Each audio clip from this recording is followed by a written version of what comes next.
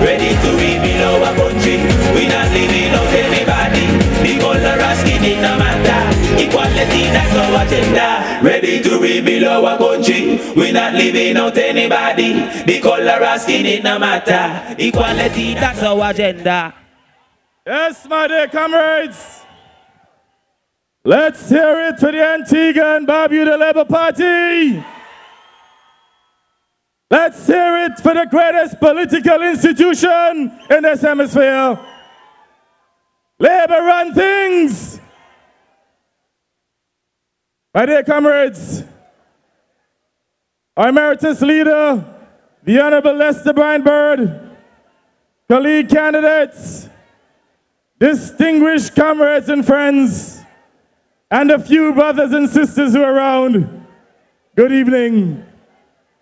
My dear comrades and friends, tonight we are here to dedicate and celebrate the opening of our party campaign headquarters. Tonight we are here to signal a new level of political activism as we take our campaign to the next level. Tonight we are here to gird our loins and join the battle against poverty, to rescue our country from the misery of the UPP, and to set the platform for a new era of growth and development in this country. Comrades and friends, this new era of growth and advancement could only be realized with a governance change.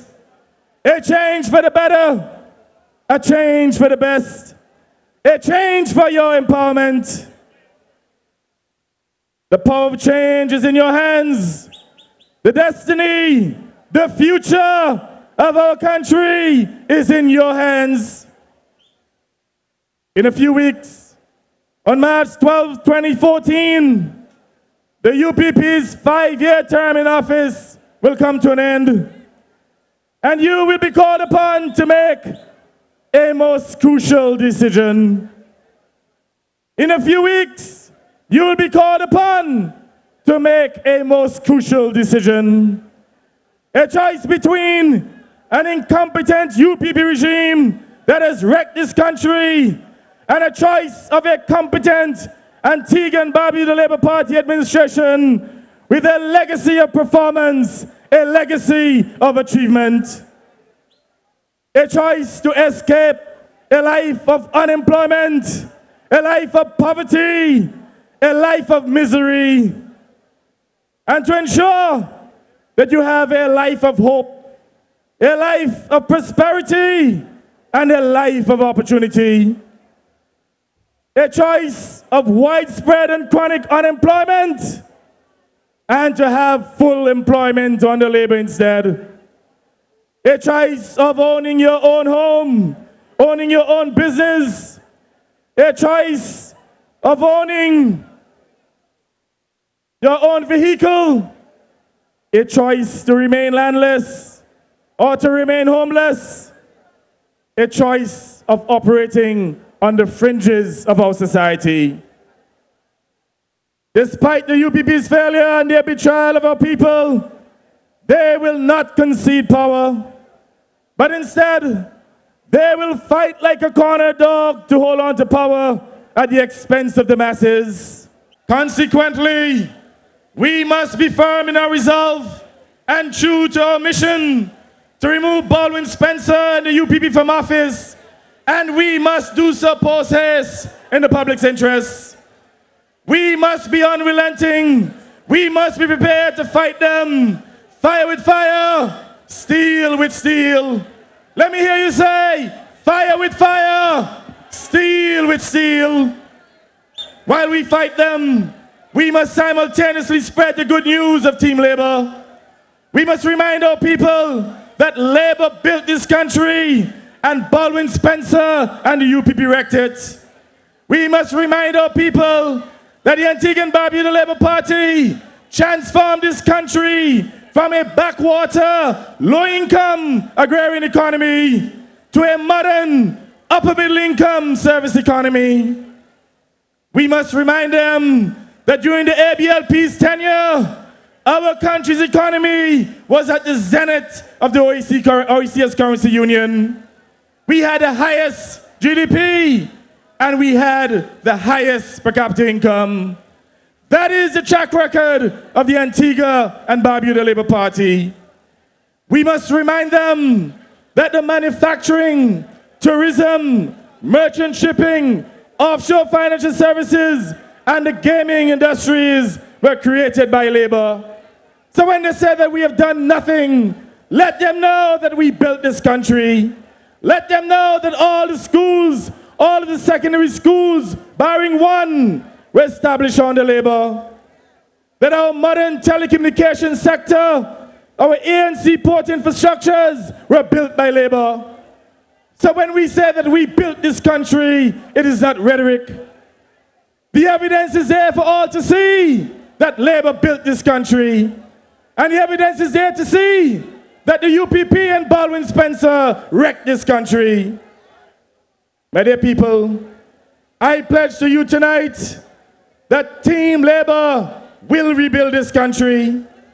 We are ready, ready to govern, ready to rebuild, ready to put the people of Antigua and Barbuda back to work. And that is our mission. We know many of you who are here this evening are not working.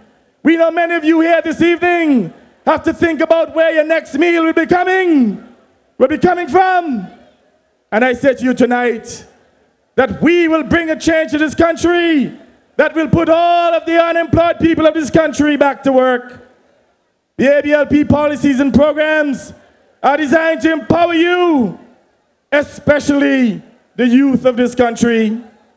We will provide the opportunity for at least one youth under the age of 30 to serve in the upper house of parliament, to serve in the Senate when we would have won the next general elections. We will ensure that opportunities are created for dozens of youths to serve on the boards of various statutory corporations, because we want to make sure that the youths of this country participate in the commanding heights of this country. We will create opportunities for the youths of this country. The UPP had 10 years so to do, but instead they placed all of their cronies on the various boards. Many of them are square pegs in square holes. But we say to you, the youth of this country, that we will provide you with opportunities to serve at the top level of governance in this country. Because we believe in you. You're not only the future, but you're certainly the present.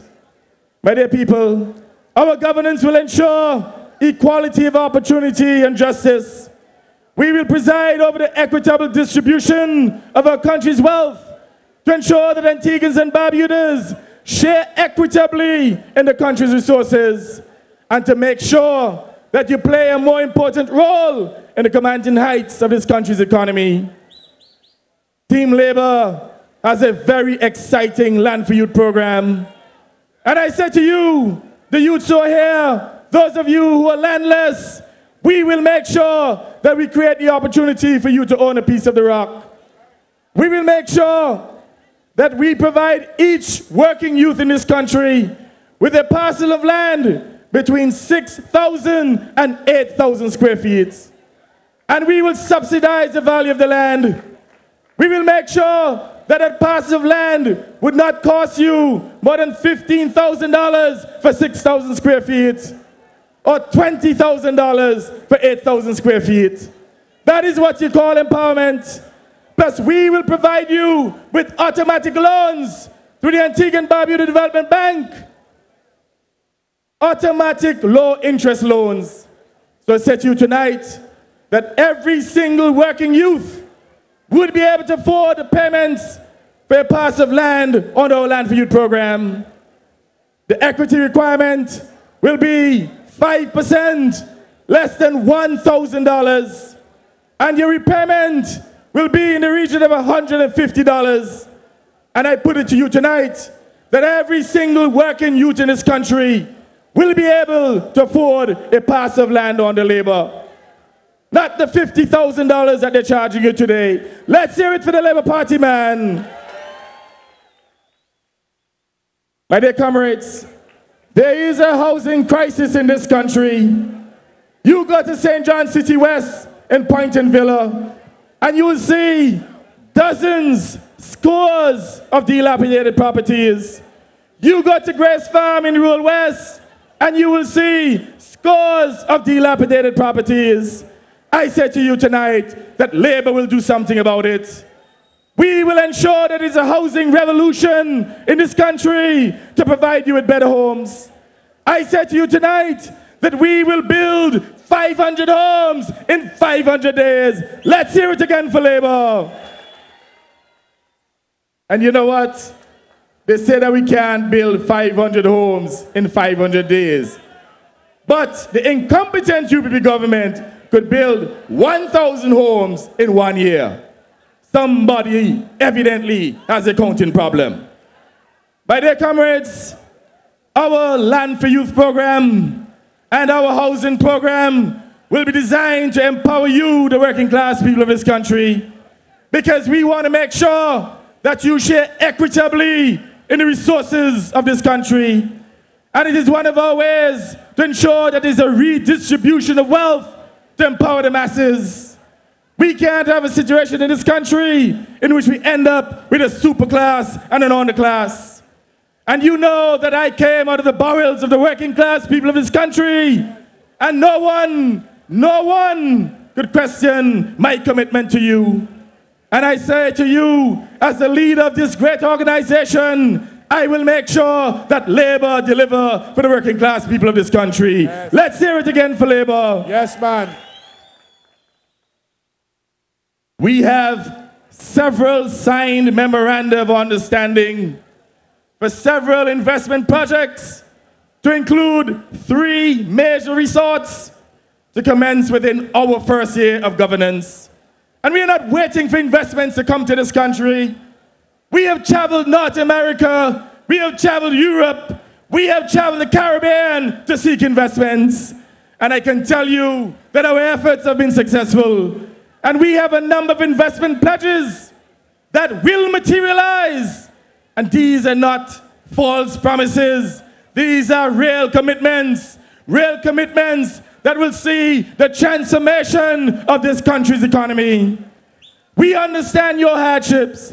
We understand the fact that many of you are unemployed. And we know that it's a matter of priority that we must bring investments to this country.